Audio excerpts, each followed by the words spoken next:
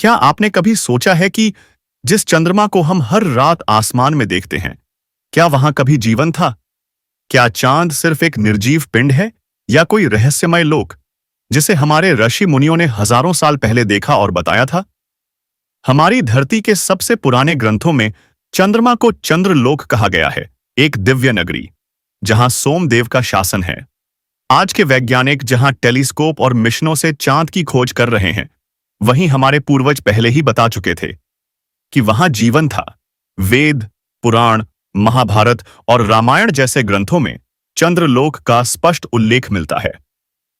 चंद्रलोक को एक स्वर्ग समान स्थान बताया गया है, एक ऐसी जगह जहां आत्माएं पुनर्जन्म से पहले या बाद में विश्राम करती थीं।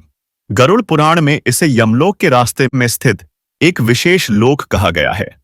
विशेष बात यह है कि चंद्रलोक को कभी एक प्रतीक मात्र नहीं माना गया, बल्कि एक वास्तविक स्थान माना गया जहां जीवन, संस्कृति और शासन प्रणाली थी। इस लोक के राजा माने जाते हैं सोमदेव, जिन्हें वैदिक काल में एक अत्यंत शक्तिशाली और रहस्यमय देवता के रूप में जाना जाता था। सोमदेव का नाम आपने जरूर सुना होगा। ऋग्वेद में इनका उल्लेख 100 से ज्यादा बार हुआ है। सोम को अमृतत्व प्रदान करने वाला पेय कहा गया है, जिसे देवता यज्ञों में ग्रहण करते थे। कई विद्वान मानते हैं कि सोम रस कोई साधारण पेय नहीं था, बल्कि यह एक प्रकार का लाइफ एक्सटेंडिंग एलिक्सिर था। कुछ आधुनिक वैज्ञानिक मानते हैं कि सोम असल में पाइनियल ग्लैंड से जुड़ा हो सकता है, यानी हमारे मस्तिष्क का वो भाग जो तीसरी आंख से जोड़ा जाता है। क्या संभव है कि सोमदेव एक एडवांस्ड सिविलाइजेशन के प्राणी थे जो चंद्रमा पर निवास करते थे? महाभारत में पांडवों और कौरवों को चंद्रवंश से बताया गया है, यानी ऐसे वंशज जिनकी उत्पत्ति चंद्रमा से मानी जाती है।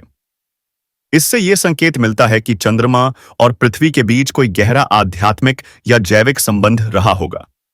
क्या यह सिर्फ प्रतीकात्मक है, या फिर प्राचीन काल में धरती पर आए किसी चंद्र सभ्यता के प्राणियों की असली कहानी है? अब अगर विज्ञान की बात करें तो नासा और आईएसआरओ ने माना है कि चांद की सतह पर पानी के अंश पाए गए हैं। कुछ क्रेटर ऐसे हैं जहां सूरज की रोशनी कभी नहीं पहुंचती और वहां जीवन के लिए आवश्यक कार्बन तत्व मिले हैं। 2019 में चंद्रयान 2 ने यह संकेत दिए कि वहां हाइड्रोक्सिल और H2O मौजूद है। ये डिस्कवरीज इस संभावना को जन्म देती हैं कि शायद चंद्रमा पर कभी माइक्रोबियल या दूसरे प्रकार का जीवन रहा हो या अब भी हो। वैमानिक शास्त्र एक प्राचीन ग्रंथ है जिसमें विमान यानी उड़ने वाले यंत्रों का विवरण है। इनमें अंतरिक्ष यात्रा, ग्रहों की कक्षा और यहां तक कि चंद्रमा पर जाने की विधियां भी दी गई हैं। क्या हमारे पूर्वजों ने सच में चंद्रमा की यात्रा की थी? क्या यह सिर्फ कल्पना थी या एडवांस्ड तकनीक जिसे हमने खो दिया?